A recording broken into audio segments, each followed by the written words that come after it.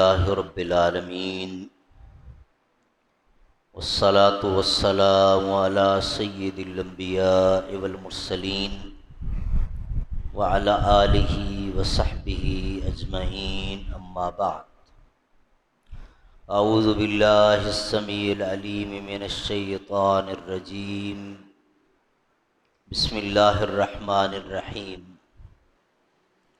ان الذین کفروا سواء علیہم اانذرتہم ام لم تنذرہم لا یؤمنون۔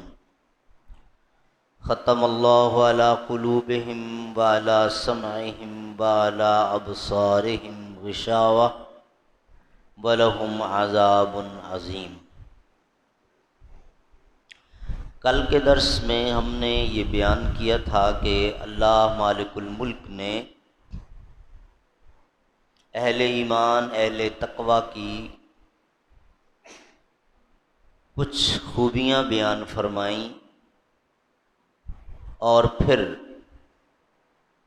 سرٹیفکیٹ دے دیا کہ یہ لوگ اس سیدھے راستے پر ہوں گے جو ہماری طرف سے مقرر کردہ ہے، اور یہ ہدایت یافتہ ہوں گے۔ اور اس کا سادہ معنی یہ ہے کہ جو سیدھے راستے پر ہیں اور ہدایت یافتہ ہیں وہ انشاءاللہ جنتی بھی ہیں۔ اب اس کے بعد دوسری قسم کا ذکر ہو رہا ہے۔ ان الذین کفروا، جن لوگوں نے کفر کیا۔ یاد رکھیے گا کہ کفر کئی طرح سے ہوتا ہے اور اس کے کئی درجات بھی ہیں۔ ایک ہے کفر دل سے نہیں ماننا ہے، زبان سے کہنا ہے کہ ہاں جی میں مانتا ہوں، اس کو کہتے ہیں منافقت۔ اور منافق جہنم کے سب سے نچلے درجے میں ہوں گے۔ اس کے بعد ایک قسم ہے، ایک درجہ ہے، ایک انداز ہے کہ کھلم کھلا کہتا ہے نہیں مانتا، عمل بھی نہیں ہے اور زبان سے واضح اقرار کر رہا ہے کہ میں نہیں مانتا، یہ کافر ہے۔ کسی وقت بھی اگر اس نے کلمہ پڑھ لیا مرنے سے پہلے، اہل ایمان میں شامل ہو جائے گا۔ ان کا بھی انجام بہت برا ہے۔ اگر کفر پر فوت ہوا تو ہمیشہ ہمیشہ کے لیے جہنم کا ایندھن بنے گا۔ تیسرا ہے دل سے مانتا ہے اور عمل میں بھی ایک حد تک آگے ہے، لیکن کچھ چیزوں میں بس سستی، کوتاہی، غفلت، ان کی اہمیت دل میں ہے لیکن بہرحال سستی، غفلت ہے۔ جیسے ایک شخص مسلمان ہے لیکن نماز نہیں پڑھتا، کبھی پڑھ لی کبھی چھوڑ دی، تو نماز چھوڑنے والا تارک الصلاۃ، اس کو بھی من ترک صلاۃ فقد کفر، اس نے کفر کیا۔ لیکن یہ کفر ان دونوں سے مختلف ہے۔ اس کو فقہائے کرام نے نام دیا کفر دون کفر، ہے تو کفر لیکن ان کفار کی لسٹ میں یہ نہیں ہے۔ جرم تو بہت بڑا کر رہا ہے کہ نماز جو کلمہ پڑھنے کے بعد سب سے پہلا رکن ہے، اور قیامت والے دن اول ما یحاسب بہ العبد الصلاۃ، بندے کا یعنی ایمان والے کا جب امتحان شروع ہوگا تو عقیدے کے بعد سب سے پہلا سوال نماز کا ہے۔ جرم بہت بڑا کر رہا ہے، لیکن آپ اس کو کھلم کھلا کافر نہیں کہہ سکتے۔ چنانچہ اس کا نماز جنازہ کچھ لوگوں نے تو ذرا سختی سے کہا ہے کہ مت پڑھو تاکہ لوگوں کو عبرت آئے،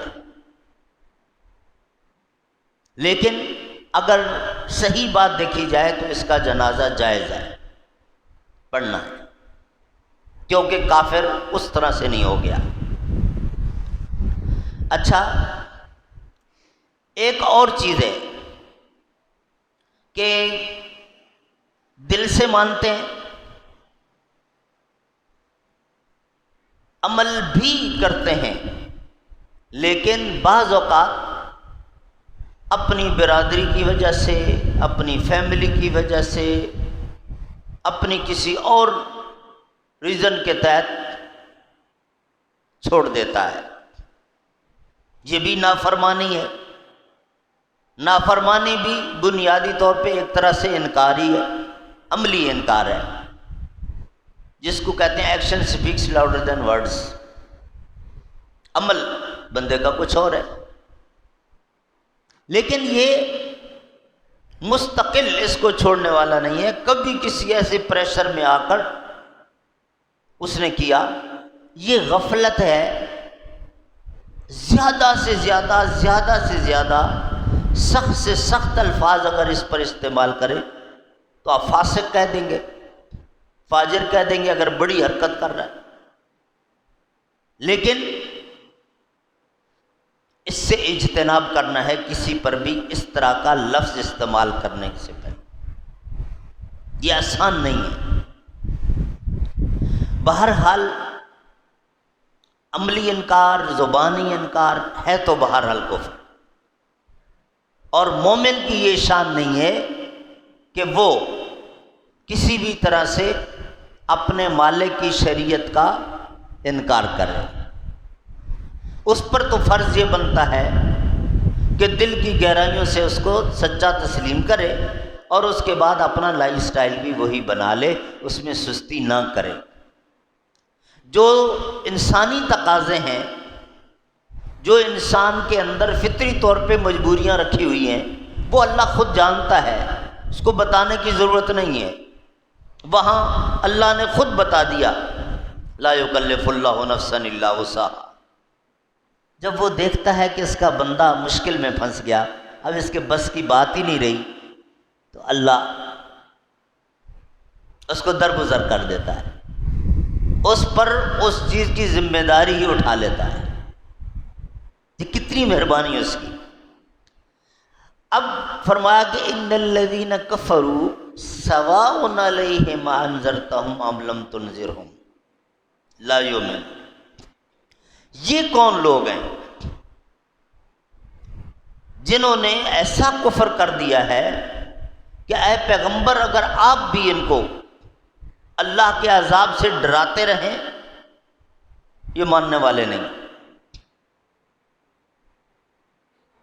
یہ وہ لوگ ہیں جن کا اگلی آیت میں بھی ذکر ہے کہ جنہوں نے اپنی زبان سے، اپنے عمل سے، اپنے دل سے یہ بات اسٹیبلش کر دی ہے، یہ ثابت کر دیا ہے کہ نہیں، ہمیں اس کی ضرورت نہیں ہے، ہم اس کو ماننے کے لیے تیار نہیں ہیں۔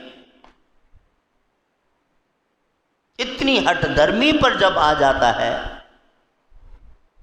تو پھر اَأَنذَرْتَهُمْ أَمْ لَمْ تُنذِرْهُمْ لَا يُؤْمِنُونَ۔ آپ ان کو جتنا مرضی سمجھاتے رہیں، نہیں مانیں گے۔ پیارے نبی صلی اللہ علیہ وسلم کی جو صفات ہیں ان میں ایک یہ ہے، عزیز علیہ ما عنتم حریص علیکم بالمؤمنین رؤوف الرحیم وما ارسلناک الا رحمتا للعالمین۔ آپ صلی اللہ علیہ وسلم جب بھی کسی شخص کو دعوت دیتے تھے اور اس کا ریسپانس اچھا نہ ہوتا، اسلام قبول نہ کرتا، تو نبی صلی اللہ علیہ وسلم کے دل پر بڑا بوجھ پڑا۔ آپ صلی اللہ علیہ وسلم کو ایک فکر لاحق ہو جاتی تھی کہ یہ اللہ کا بندہ میری بات سمجھ نہیں پا رہا، اگر یہ جہنم میں چلا گیا تو جہنم کتنی سخت جگہ ہے، اس کا کیا بنے گا؟ تو پیارے نبی صلی اللہ علیہ وسلم امت کے ایک ایک فرد پر ترس کھاتے تھے کہ کسی طرح یہ جہنم سے بچ جائے، اللہ کی جنت کا وارث بن جائے۔ اتنی کوشش اور حرص ہر وقت آپ صلی اللہ علیہ وسلم کے دل میں ہوتی تھی۔ تو اس موقع پر پھر اللہ رب العالمین نے فرمایا انک لا تہدی من احببت، پیغمبر آپ فورس تو کر نہیں سکتے کسی کو، زبردستی تو آپ کر نہیں سکتے، اور زبردستی خود اللہ نہیں کرتا۔ جب یہ ماننا ہی نہیں چاہتا تو اس کو ہم زبردستی ہدایت نہیں دیں گے۔ یہ بات ہم نے پچھلے دروس میں کی تھی کہ سب سے پہلے اپنے آپ کو تیار کرنا ہوگا اس کے لیے۔ اگر دل سے اپنے آپ کو تیار نہیں کریں گے کچھ نہیں ملے گا۔ بہرحال ختم اللہ علی قلوبہم وعلی سمعہم وعلی ابصارہم غشاوہ ولہم عذاب۔ جب انہوں نے یہ ثابت کر دیا کہ ہم نہیں مانیں گے، آپ کچھ بھی کر لیں، تو پھر اللہ نے بھی فیصلہ کر دیا کہ اب ان کے دلوں پر مہر لگا دی۔ ٹھیک ہے، تم نہیں ماننا چاہتے، ہمیں بھی تمہاری ضرورت نہیں ہے۔ سارے پیغمبروں نے دعوت دی، میرے آخری نبی نے بھی تمہیں بار بار دعوت دی، اب تم نہیں ماننا چاہتے۔ اچھا، یہاں پر ایک بات سمجھ لیجیے، یہ اس وقت نبی کے لیے فرمایا گیا تھا اور ان لوگوں پر فرمایا گیا تھا۔ آج ہمارے پاس کسی بھی بڑے سے بڑے کافر، باغی، نافرمان، گناہگار، اس کے لیے کوئی یہ میرٹ نہیں ہے، کوئی یہ کرائٹیریا نہیں ہے، اور ہمیں اس کی اجازت نہیں ہے کہ ہم کہیں کہ ختم اللہ علی قلوبہم، اس کے دل پر اللہ نے مہر لگا دی ہے، نہیں کہہ سکتے۔ ہمیں کیا پتہ ہے کس وقت یہ کلمہ پڑھ لے، کس وقت یہ راہ راست پر آ جائے۔ یہ بے نماز پھرتا ہے، روزہ نہیں رکھتا ہے، لیکن نہ جانے کس وقت، اور ایسے کیسز آپ نے دیکھے ہوں گے بے شمار لوگوں میں۔ نہیں تو بڑھاپے میں تو تقریباً اکثریت مسلمانوں کی اس طرف آ ہی جاتی ہے۔ تو اس لیے ہم یہ جو جلد بازی کر دیتے ہیں، کسی کے متعلق کہہ دیتے ہیں کہ اللہ نے بس مہر لگا دی ہے اس پر، ہمارے پاس کیا گارنٹی ہے؟ یہ بہت بڑا جملہ ہم کہہ رہے ہیں، نہیں کہہ سکتے۔ نبی کو اللہ نے فرمایا تھا کہ ان لوگوں کے دلوں پر اللہ نے مہر لگا دی ہے، بس وہاں تک بات، اس کے بعد آگے کسی کو اجازت نہیں۔ ان کی آنکھوں پر پردے پڑ گئے، مطلب اندھے نہیں ہو گئے، آنکھیں ہیں، سب کچھ دیکھ رہے ہیں، لیکن اللہ کی یہ قدرت کے کرشمے دیکھ کر عبرت حاصل نہیں کر رہے، اللہ کو پہچان نہیں رہے۔ کان ہیں، سب کچھ سن رہے ہیں، قرآن بھی سن رہے ہیں، تبلیغ بھی سن رہے ہیں، لیکن اثر نہیں کر رہی، بس یہیں تک اندر گیا، ادھر سے نکل گیا۔ کان ہونا نہ ہونا برابر، آنکھیں ہونا نہ ہونا برابر۔ ختم اللہ علی قلوبہم وعلی ابصارہم غشاوہ ولہم عذاب عظیم۔ ان کے لیے دردناک عذاب، کہ کفر پر ہی مرنا چاہتے ہیں، نافرمانی پر ہی مرنا چاہتے ہیں، تو پھر جہنم جیسا عذاب ان کے لیے تیار ہے۔ اب اس میں منافقین بھی آ جاتے ہیں، اور یہ کھلم کھلا جو انکار کرنے والے جنہوں نے کلمہ نہیں پڑھا وہ بھی آ جاتے ہیں، دونوں کیٹیگریز اس میں آ جاتی ہیں۔ اور اس کے بعد اگلی آیات میں جو فرمایا وَمِنَ النَّاسِ مَن يَقُولُ آمَنَّا بِاللَّهِ وَمَا هُمْ بِمُؤْمِنِينَ، کچھ لوگ کہتے ہیں کہ ہم ایمان لائے اوپر سے، جیسے عبداللہ ابن ابی تھا، رسول اللہ صلی اللہ علیہ وسلم کے ساتھ مسجد نبوی میں آ کے نمازیں پڑھتا تھا، کتنی غزوات میں بھی شریک ہوا تھا، لیکن اندر کفر تھا۔ اللہ نے بتا بھی دیا تھا پیارے نبی کو کہ منافق ہے، اور اپنے پورے ٹولے کی لیڈرشپ کرتا تھا، ان کا سرغنہ بنا ہوا تھا۔ تو فرمایا کہ کچھ لوگ کہیں گے کہ ہم ایمان والے، لیکن ایمان والے نہیں۔ یخادعون اللہ والذین آمنوا وما یخدعون الا انفسهم وما یشعرون۔ انہوں نے کیا سمجھا ہے کہ اللہ کو دھوکہ دے لیں گے؟ اللہ کو کیا دھوکہ دیں گے؟ میرے مومن بندوں کو بھی دھوکہ نہیں دے سکتے۔ اچھا، ہم تو دھوکہ کھا رہے ہوتے ہیں، پھر ہم کیوں دھوکہ کھاتے ہیں؟ اس کی ایک وجہ ہے، مومن جو صحیح معنوں میں مومن ہے، دل سے بھی عمل سے بھی، اس کی جو فراست ہے، فطانت ہے، ذہانت ہے، وہ بہت اپر لیول پر آ جاتی ہے اللہ کی طرف سے۔ جب ایمان ڈھیلا ڈھالا ہوگا، عمل ڈھیلا ڈھالا ہوگا، اللہ پر بھروسہ ڈھیلا ڈھالا ہوگا، تو پھر لوگ ہمیں چیٹ کرتے رہیں گے، دھوکہ دیتے رہیں گے، اور وہ الفاظ بھی موجود ہیں کہ مومن کی فراست سے بچو۔ بعض مومنوں کو اللہ تعالیٰ نے اتنی بصیرت دے دی ہوتی ہے کہ دور سے بندے کو پہچان کے سمجھ جاتے ہیں یہ کس کیٹیگری کا ہے، اس سے دھوکہ نہیں کھاتے۔ تو اللہ تعالیٰ نے فرمایا کہ مجھے دھوکہ دینا تو بہت دور کی بات ہے، جو میرے فرما بردار ہوں گے نا ان کو بھی دھوکہ نہیں دے سکیں گے۔ یہ اللہ نے ایک طرح سے گارنٹی دے دی۔ جیسے شیطان نے کہا تھا نا کہ اللہ ٹھیک ہے، مجھے آپ نکال رہے ہیں جنت سے، دھتکار رہے ہیں، لیکن اب میں بھی اپنی طرف سے ٹل لگاؤں گا، تیرے بندوں کو گمراہ کرنے کی کوشش کروں گا۔ تو رب العالمین نے فرمایا کر کے دیکھ لو، بس جو تیرے جیسے ہوں گے وہ تیرے ساتھ مل جائیں گے، جو میرے ہوں گے تیری مجال نہیں ہے کہ تو ان پر حملہ کر سکے۔ جو میرے ہوں گے وہاں تیرا بس نہیں چلے گا۔ اب جو میرے ہوں گے یعنی اللہ کے، وہ کون ہیں؟ وہ ہمارے جیسے نہیں ہیں، وہ کس اور لیول کے لوگ ہیں، کسی اور میرٹ کے لوگ ہیں۔ امام حسن بصری رحمہ اللہ کی بات سنا کے ختم کرتا ہوں کہ باہر تابعین میں سے ہیں جنہوں نے بڑے بڑے صحابہ سے علم پڑھا تھا۔ اب اس دور کی بات ہو رہی ہے 1400 سال پیچھے۔ ان سے ایسے ہی سوال ہو گیا کہ یہ جو آپ بار بار صحابہ کا نام لیتے ہیں، رسول اللہ صلی اللہ علیہ وسلم کے ساتھیوں کا نام لیتے ہیں اور ان کے قصے ہمیں سناتے ہیں، یہ کیسے لوگ تھے؟ مطلب یہ کیسے عظیم، کیا عجیب لوگ تھے، ہم ان کو کیسے سمجھیں؟ تو امام حسن بصری رحمہ اللہ نے ایک خوبصورت جملہ ارشاد فرمایا کہ اگر آج آپ ان کو دیکھ لیتے تو تم انہیں انسان نہ سمجھتے، اور وہ اگر آج تمہیں دیکھ لیں تو تمہیں مسلمان نہ سمجھیں۔ تم اگر ان کو دیکھ لیتے تو انسان نہ سمجھے، کیا مطلب؟